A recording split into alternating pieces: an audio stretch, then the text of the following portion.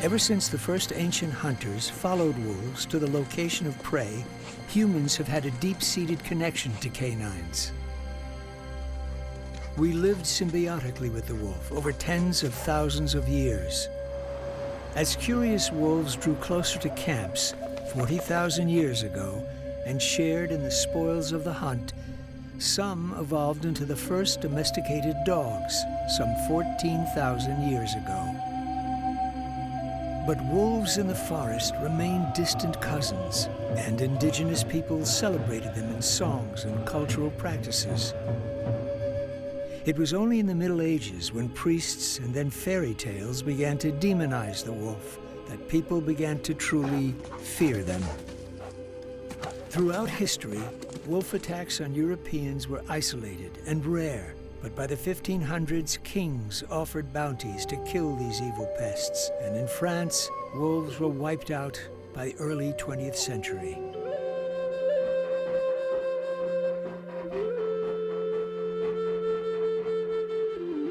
Today in Southern California, a remarkable sanctuary celebrates the wolf and uses the ancient connection we have with them to heal young and old.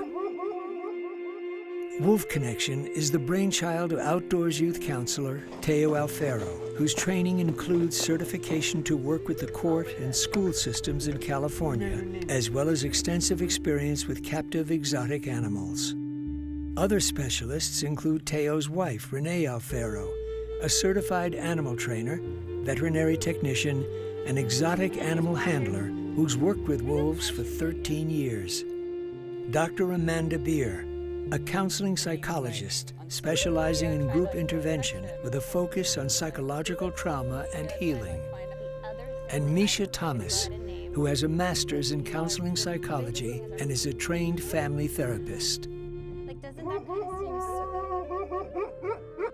So we are now at Wolf Connection, which is a charity about an hour north of Los Angeles, grandfathered into the National Forest, 165 acres of beautiful land, mountains, as you can see in my background. The Wolf Connection is a dual-purpose organization. We rescue wolves and wolf dogs, and we also rehabilitate those wolves and wolf dogs to become ambassadors with kids, with youth. Some of the youth come from really under-resourced background, like whether it's their family or the environment they live in, they're not getting a lot of support. They're in foster care because they have a rough home life, because they're really just not getting all their needs met as a young person. So what we are going to do is each handler is going to every wolf's a little different for what they are comfortable with, but generally you're going to approach the wolf, and each one of us, staff members, will kind of help you. But you're going to approach the wolf quietly, slowly, and usually what we do is we meet a wolf like this. So give our side, right? Could you imagine why side instead of, like, what's this like if I'm... They won't feel attacked. Don't feel attacked. Yeah. I proposed to prove a theory. They think that we have a memory of our connection with wolves in our DNA. When the kids get in touch with the wolves, that ancestral genetic memory gets activated, and that memory resides underneath socially learned behavior, meaning all the hurt and pain and all the close down and all the conditioning that they learn in their life, it lives up here. The primal connection with wolves is down here at the level of us as mammals. I related to Luna's story because she was moved around a lot, and so like in my childhood I was also moved around a lot, so I never got to settle down. So also when she came to the school, she was keeping the bigger wolf like in check and like maintained, so that made me really like drawn to her. A lot of young people come to us because they're having trouble finding a pack. They don't know where they fit in, or maybe they were with a group that they found out was bad for them. But part of them knows that they want to belong and they want to connect. So it's almost like a factory reset. And then from there, you can start planting all kinds of seeds because the kids are open to listen, open to try new things, to take risks, to go for their dreams, to have new dreams. Today, wolves in the wild, like polar bears and elephants, are facing ever-increasing human-related survival challenges. Philanthropist David Castleman, instrumental in building and supporting elephant sanctuaries in Southeast Asia, was deeply impressed with the team at Wolf Connection. I liked the way they were focusing on the rescue of wolves, and I also was interested in the way they had found this connection between troubled youth and wolves with a troubled past of their own.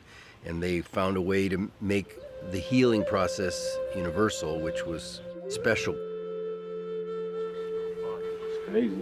When I first started training with her, she would not sit for leashing or unleashing, basically just not really listening. That's also me establishing my bond with her. You could put a saddle on his back. Slowly over time, now she's, it's just second nature. Yeah.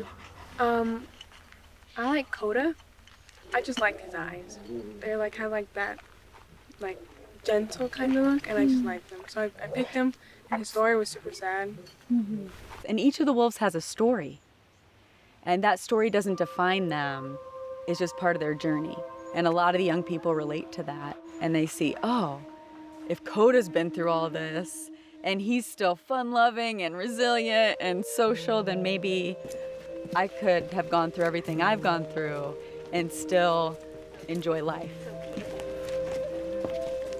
Wolves, like 10-year-old Coda, presently live in roomy pens, receiving the best veterinary care and food when they're not out on walks with the students. We treat our wolves better than most people treat their single pets. We spare no expense. We go to any length to take care of their health and their well-being. They receive very frequent health checks.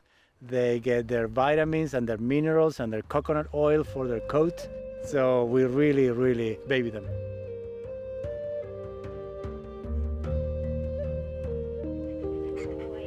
Coda is one of the wolves most often mentioned by the youths as impacting them.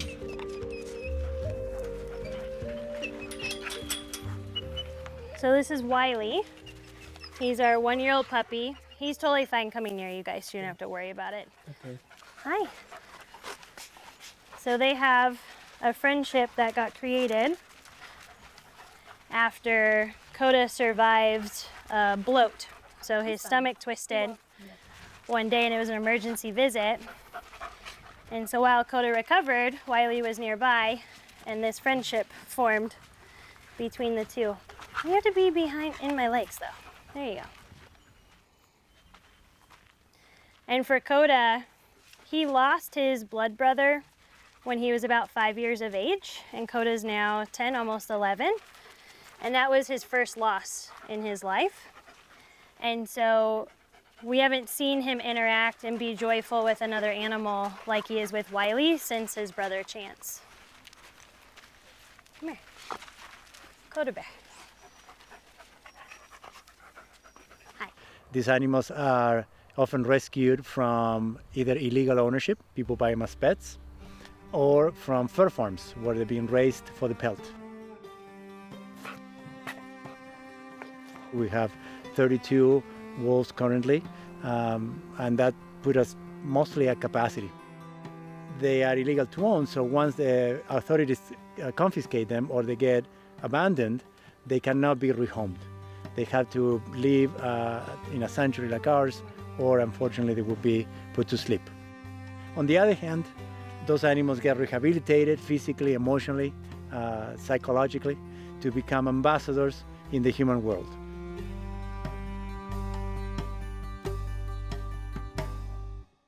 I have a very long connection to wolves, starting with my childhood. The first dog I ever had was the product of a mating between a Siberian husky and a wolf in Alaska, and he was a remarkable companion. He was more wolf than dog, and we named him Taku, T-A-K-U, which means North Wind in indigenous Alaskan, and we spent a lot of time together.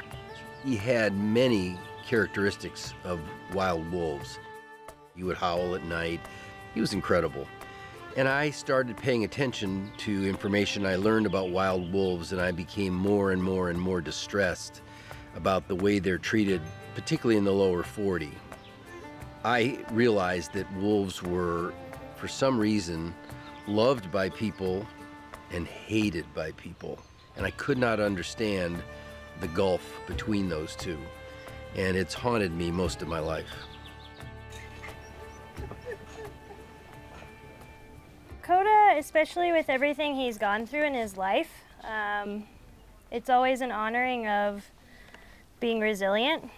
You know, he lost his brother, he's lost his habitat mate, he only has one eye. So he really teaches about resilience and also how to be playful in life, even though there's adversity.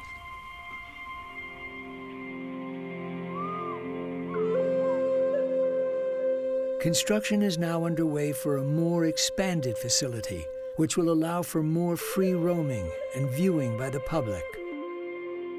The facility that we have today is what we could build with the resources we had when we bought it, which was 6 years ago. We were, able to purchase the land, 165 acres of beautiful land, and we built the enclosure that we could barely afford. And they have saved many animals, and we have provided beautiful care for many animals. But it's now time for more. And one of our new board members, David Carson, a few weeks back we were walking around the facility, and he was like, I think we could do some more here. Impressed from the start, David decided to assist financially with the reconstruction of the facility. I'd like them to have running room and be able to be in packs where appropriate and live more like a wolf than a dog might live in a similar situation. And so we talked about my idea that we could put concrete pipe into the valley walls and fill in around them and have dirt on the floor that would create the equivalent of a den that the wolves could go into day or night and allow them to run free with the native bushes and plants around. We could, create a better visitor experience, something better for the wolves, maybe some water features, some running water, some tunnels, and we got creative. We began to bounce ideas of each other, and we thought that creating some large turnouts, 2, 3, 4, 5 acres large, with elevated walkways for our visitors, that they have some tunnels for the wolves to connect between turnouts, that it has some natural habitats for them to burrow and rest and play and hunt, and will be an extraordinary experience not only for the wolves but also for youth that we serve and for our donors and visitors. I'd really like to see them running free, and there's no place in the world that I'm aware of, short of going to Yellowstone, and you can't get within a mile of them, that you'll see wolves running free.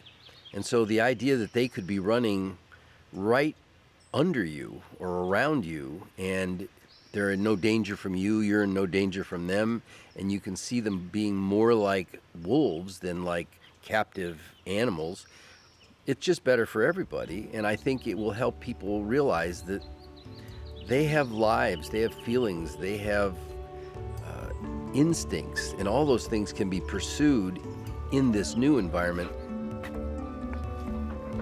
So I believe that's the next step, to create a more of a wildlife preserve style and move away from the animal rescue center type of model.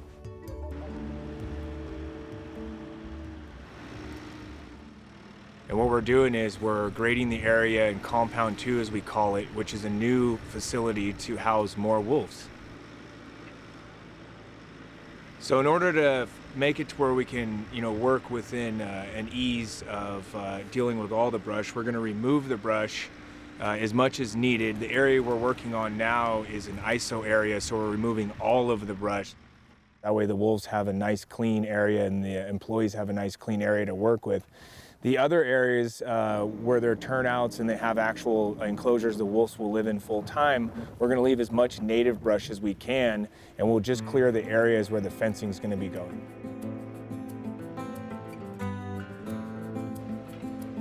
The people that are donating to make this happen, they've expressed concern about when you're trying to see the wolves through the fence, it's very hard to see and it's not very natural. So what we did was we came up with a plan, Teo and I, and we're gonna dig out the front of each enclosure like this. We're gonna set the fence down in the lowest portion so they can still have the required 10-foot fencing, but with it being in a 6-foot depression, you only have 4 foot of fence in front of you. So when you come up to look at the wolves through the enclosures, you won't have this fence in your way. You'll be looking right over the fence and it'll be a much more natural view of the animals.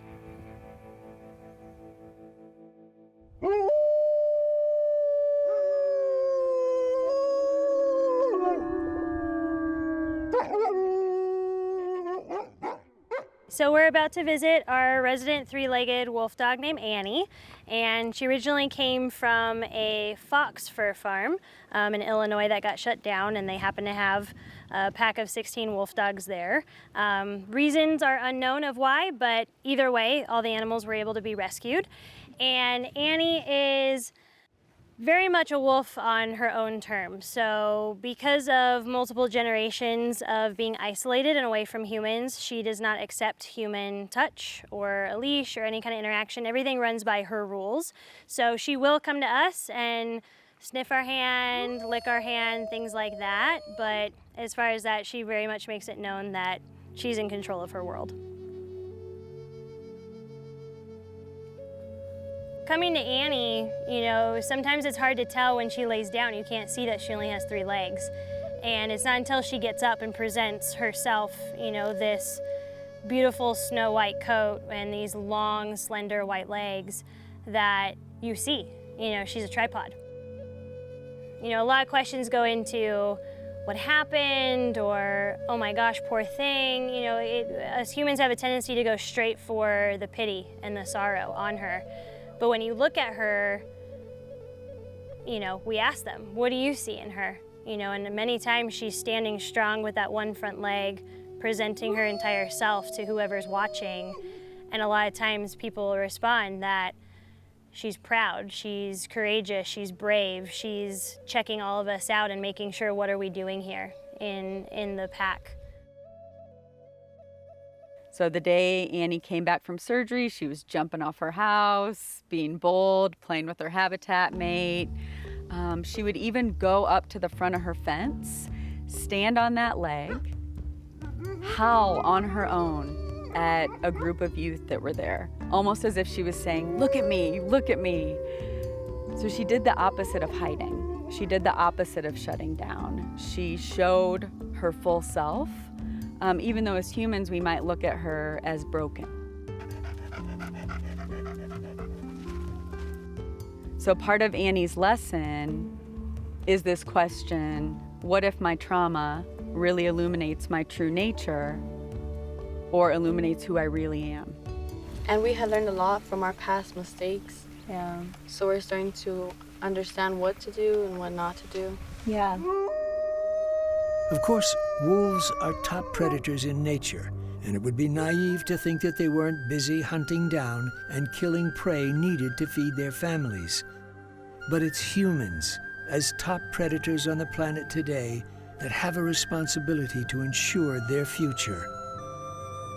We don't blame ourselves for being predators, but of course we are at a scale that make the wolves look like they shop in supermarkets. So I think wolves deserve a better shake than they get from most people. For millennia, human domestication of sheep and cattle put us at odds with wolves. When they took our livestock, humans felt justified in killing them. Many countries around the world still have bounties, shooting or poisoning wolves in response to angry ranchers or hunters who despise wolves for taking their livestock or perceived thinning of elk and moose populations. Apex predators in nature tend to actually help the environment. they keep an ecosystem in balance. By comparison to humans who literally don't live within any constraints, as if nature required that of them, wolves actually enhance their environment. All you have to do is take a look at how the wolves changed Yellowstone, because that system was out of balance thanks to man. And when the wolves, which had been exterminated, were reintroduced, it brought the entire ecosystem in balance. Yeah, Mikey has a story of a lot of times being pushed to the side. You know, he wasn't wolfy looking enough, he wasn't as wolfy as the rest of his pack mates, and so he was ready to be abandoned just based on that alone. So when he came to us, he was extremely malnourished and very shy, very reserved, and like, you have all these other wolves to be with. Why put pressure on me and interact with me? That's a very human way of looking at it. But he was very shy, very shut down. And over time, he's been bonding with humans in different ways. We call it Mikey medicine. And that's us coming and just sitting and sharing space with him and allowing him to do whatever he chooses to do. And over time, he started trusting humans more and more.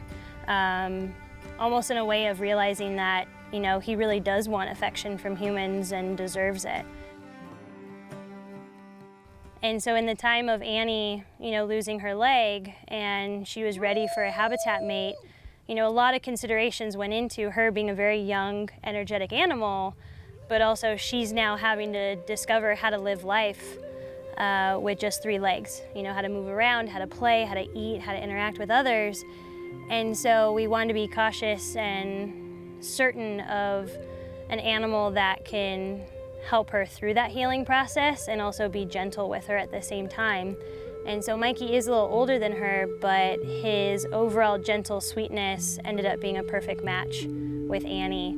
And they've been living together for many years ever since, and to see their bond, it's so powerful. Oh, okay.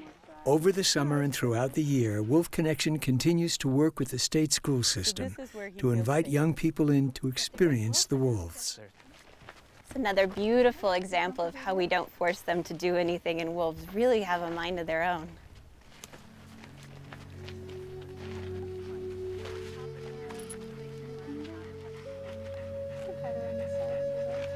You know, wolves have not been domesticated like dogs, so they show up so incredibly authentic. Like, they're not here to people please. They show up in this way that is pure presence. And many of us as humans have totally lost that in society. And you think about, for teenagers, how much environmental influence is coming in, it's really easy to lose oneself. So there's something about this connection with the wolves that brings them back to, who am I really? Like, who am I when I'm not pretending to be something else or trying to fit in? But Mikey tried to avoid touch as much as possible. So it's almost like he felt like undeserving of this loving touch from humans. And so what we did with him, people before me, before I even got here, they would just go in and spend time with him without touching. You know, it's basically sitting on a rock, sitting on the ground, and just being in the presence with him, witnessing him, just like you all are doing right now. So the connection, the bond that we can experience with these animals doesn't always have to be through touch.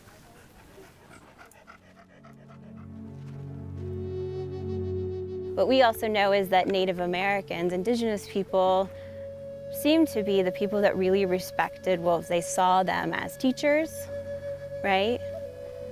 Much like we try to embody here at Wolf Connection, that these wolves are our teachers, their stories, their energy. A lot of us feels like maybe we bypassed childhood. Adolescence started to feel like adulthood. Does anybody feel that way a little bit? You don't really, you still have your family to back you up, but not as much. You're breaking off, but like you barely have someone to rely on. Like she said, responsibility. Yeah, thank you. Responsibility.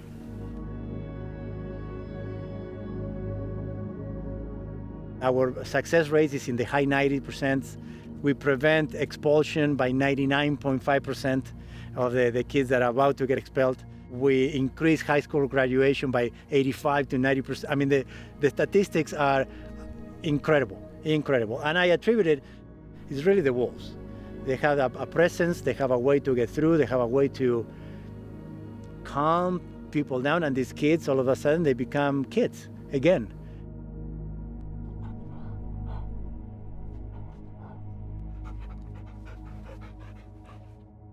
There's been a lot of changes at Wolf Connection the last few months, and one of the main goals is to complete the new wolf den, as we call it. It's about 8 acres of enclosures and turnouts and enrichment areas, both for the wolves and for the humans that we serve. So here we are in a trough in between two large wolf enclosures. As you can see, it's about my height. It's about 6 feet to the edge of the trough. So then the 10-foot fence will only stick out about 4 feet, which creates a much more intimate environment for the wolves to see each other and for our visitors and program participants to interact with the wolves at a distance. And of course, there's still access into the enclosures in a way that the one-on-one interaction that we are having with the wolves is still possible. I think Wolf Connection has a great future because it is offering something now, in addition to what it was offering before, an incredibly unique opportunity. Literally, there's nowhere in the world that I'm aware of you can go to be this close to wolves, watching them be wolves, watching them with people, because there are opportunities to be close to them, and really learn about the wolves, see the wolves up close, and understand they're not the wolf from fairy tales.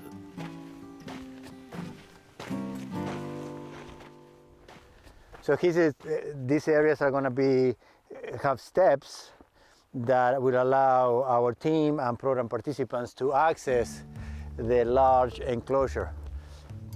So now we are inside one of the future enclosures that provides a big open space, a landscape and plan in order to, again, people to interact with the animals, animals to see each other and so forth. I think it's going to be fantastic.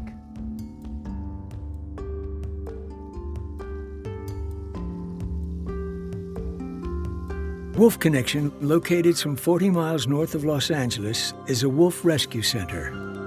Wolves and wolf hybrids are saved from fur farms, roadside zoos, and private owners and housed safely here. The center is the brainchild of former soldier and counselor Teo Alfaro, who has long believed in the healing power of wolves to make a difference in the lives of young people. Backed by the state of California, programs at Wolf Connection bring in youngsters from the justice system, foster care, and schools to improve their confidence and find new meaning in life. Buoyed by their successes, Wolf Connection has been looking to expand its facilities, providing larger and more spacious surroundings for the wolves. Help came through independent backers and nonprofits like EcoFlix, who have made it possible to expand the grounds. Located in a former mining camp and movie animal facility, Wolf Connection has expanded considerably in the last years, increasing space for wolf enclosures, more natural den sites, and public viewing areas. Starting on this unused piece of land, minutes from the main center, the rebuild began in mid-2021. From the beginning, conditions on the ground and worldwide would make this endeavor more than challenging. Battling post-COVID supply chain issues in rain, high winds, and snow, building the new facility has been subject to continuing changing variables. Ultimately, the hard work paid off, and the facility founders are starting to see the new den access site come together. Already I see the kids walking and getting in awe and playing with the wolves in the large enclosures while the public is walking through the front. You know, the wolves don't have a voice and many of these kids don't have a voice either. So we are the place where the voices of the animals and the privileged youth come to life. So behind me, we have what I described as the wild animal park experience. They're acre-wide enclosures that have a number of features like this lower fence that will allow the visitors to experience the wolves without the interference of the fence, as well as elevated walkways for visitors to come closer to the wolves. These enclosures will also allow the visitors to walk in and witness the wolves in a more of a natural environment. You can see we are already landscaping and planting some trees that will be blooming in the spring. Some rock formations are beginning to come together, the mound with a tunnel for the wolves to explore and play. This area will also have buried dens for the wolves to do their thing, right? To have, instead of big houses, dens that are buried in the ground. So these are the culverts that we just received, that they're gonna be cut up in 3 and 4 pieces, then buried and become the new dens for the wolves. Depending on the landscape and the topography of the enclosure, some of them are buried completely, some of them just a couple of feet, and then we put dirt on top to hide them. The wolves don't den individually, they typically den together, so they're gonna have at least 2 dens per enclosure, and then they'll decide if they use it individually or they pile up inside. Wolves burrow and den under trees and in caves, and so this is their natural instinct of how to protect themselves both from the elements during the breeding season, even though we don't breed, but they still go through the instinct of burrowing during the winter. Hey, Daisy. All right, so over there. We could do a pack check. Teo's wife Renee, a wolf behavior expert, and co-worker John are paying a visit today to some of the wolves in the older enclosures. Good idea. Get a Yeah, look at it. recalibrate them a little bit. Yeah.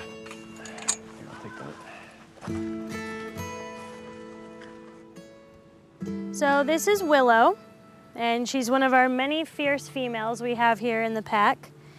And she originally was purchased as a pet with someone who had some experience with wolf dogs before.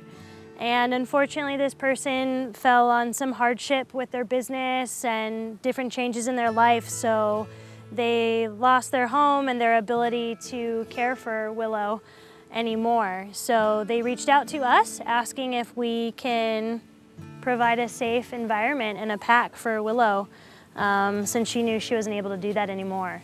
So Willow here came to us as a yearling. She was just a year old, and she's now 12 years old, so she's been here the majority of her life.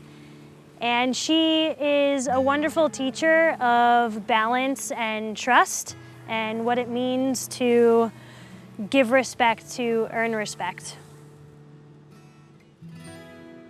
So Willow is actually the cover wolf for our podcast, the Wolf Connection podcast, but Willow and I have had many experiences together, grown together, both as I've grown as a volunteer and into a staff member. And just a lot of what Renee said is absolutely true, that she really teaches that balance to every staff member. It doesn't have to be just female, but male as well.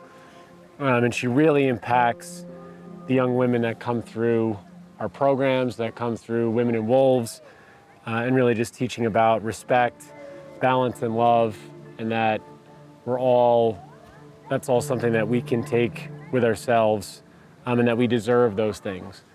And she really just teaches that strength for everyone.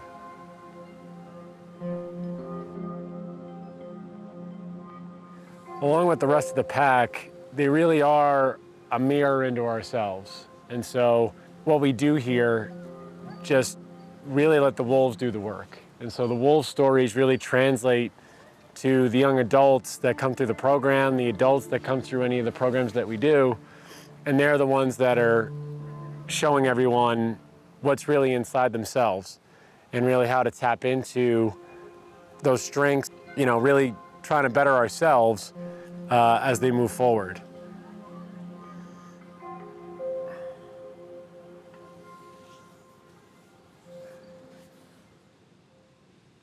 So in the next few weeks, we're going to finishing retaining these hills here with vegetation and different systems on both sides of the fence. Then we're going to complete all those gates and panels that are missing, and finish up the grading for circulation. And then there's going to be some concrete tractor work done around this Arizona crossing we just poured to control flood and drainage.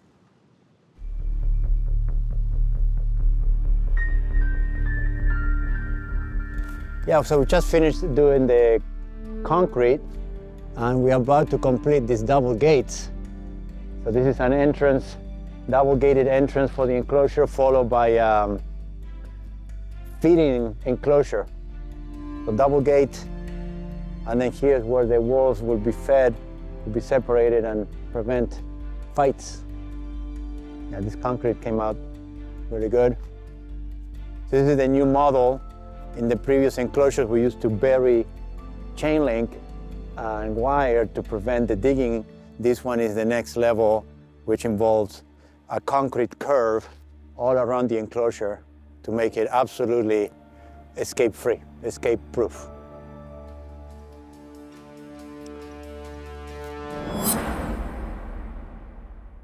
So this is Leo back here, who's gonna now sunbathe over there.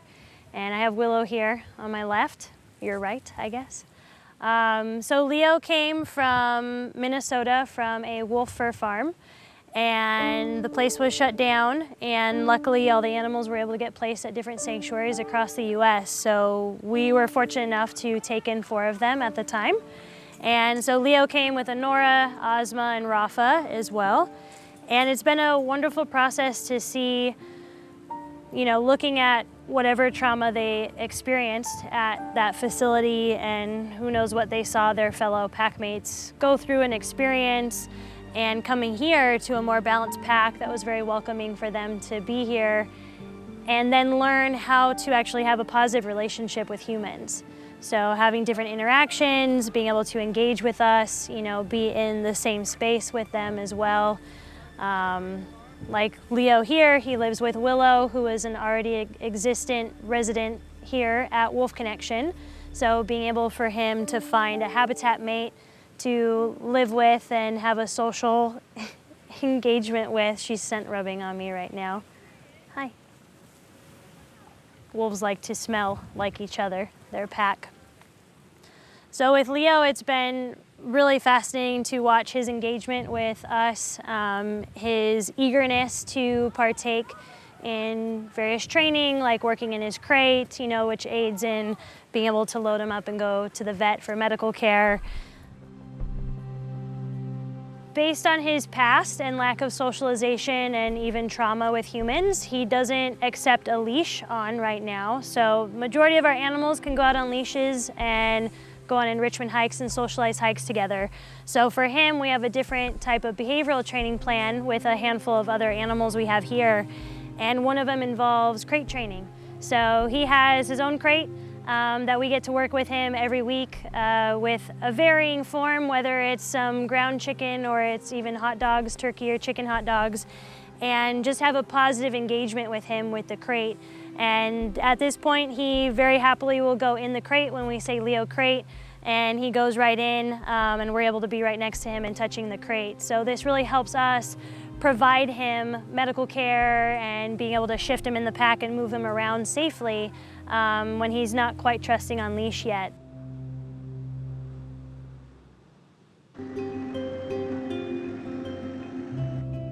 When we first were filming what was going on, we were actually right in this area to my left here, and we were just beginning the brush removal and building in some of the pads. Since then, we've built all the pads, we have all the utilities in, we have the electrical and the water in. We've put in fencing, which would be the other contractor, Eddie. He's the guy getting all the fencing done for us. We got landscaping done, and over my shoulder, we have a design that Teo and I'd come up with this trough in order for people to be able to see straight across to the wolves without looking through chain link fence. So a lot's happened. Each day, new touches are being added to make this wolf enclosure and encounter area more accessible. So all of our habitats are all upscaling They're all going to be larger with different types of vegetation in them than what we currently have. So it really gives a very different experience for people to see the animals. Of course, all these animals are born and raised in captivity, so they can't live in the wild since they didn't come from the wild. And they are wolves, so per our licensing and permitting, they have to have a specific type of fencing. But to work with what's the aesthetic of that and what's the human experience to enjoy these animals in a very natural environment, we've been very creative with how we're developing our new space. Yeah, so what you're seeing today is a preview of what's going to happen when the general public will be able to come into this area and interact with the animals just the way we are doing it right now. Not all wolves are accessible, as these teenagers, raised as pups by Renee and Teo. The story of their arrival goes hand in hand with the rebirth of the Wolf Connection Sanctuary.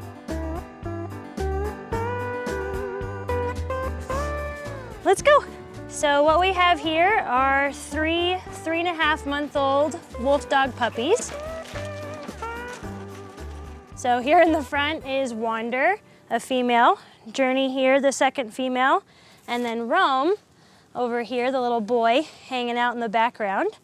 And they've been here for about a month and a half here at Wolf Connection. And we just rescued them. They were originally part of a confiscation up in Northern California. A litter of puppies, plus their mother, their presumed father, and another adult female were locked in a hot vehicle back in August of this year. So luckily, people found out, law enforcement got involved, and all the animals were taken in. Rome is definitely a talker out of the three. So fortunately, we were notified, and we went to assess the puppies, figure out what their situation was, meet the mother, see how we can help network to make sure that all of them can get saved, whether in our sanctuary or in other sanctuaries. Hi, what are you doing? So since we went up there, we were able to rescue 4. So we rescued their father, Bayo, along with these 3 little pups. And they've already more than doubled in size since being here, being on good food and good, healthy mountain air on the sanctuary. You don't need to be bossy. You don't need to be bossy. And so they live here in a special enclosure with our pack nannies. So Nanny Nova, you might see in the background, kind of pass around. Along with Luna and Wiley, kind of as their pseudo big brother. And so just like a natural wolf pack, we have nannies that are helping raise the puppies and to be integrated into the pack, to learn how to walk on leash, how to play and learn social skills. And of course, practice hunting, which they don't hunt here, but they still practice it either way.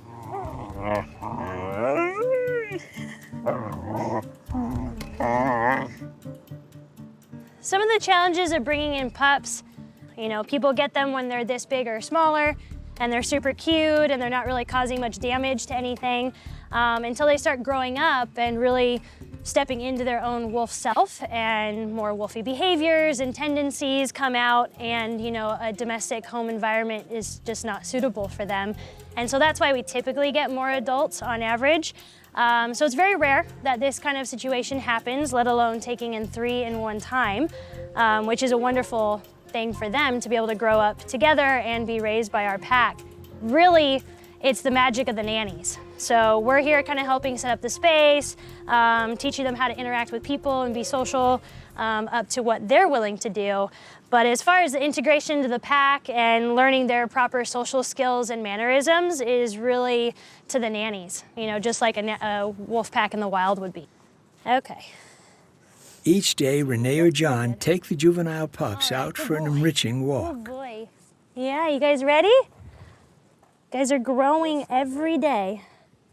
Every day. We've constantly faced an increasing demand on animals that need a home. Unfortunately, the people continue to buy them as illegal pets.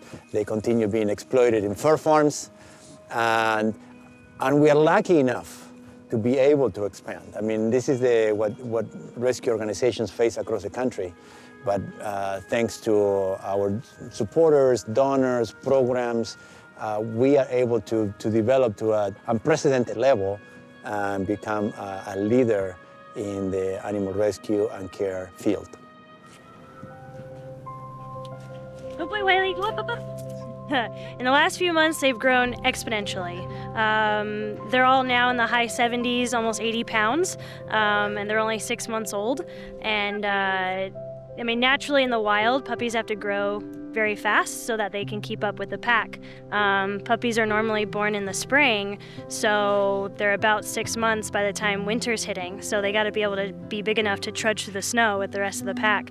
And so we see that with these guys as well, is that they skyrocket through their growth so fast. I mean, the little tiny puppies that they were when they first arrived lasted, I feel like, maybe a blip in our life at this point.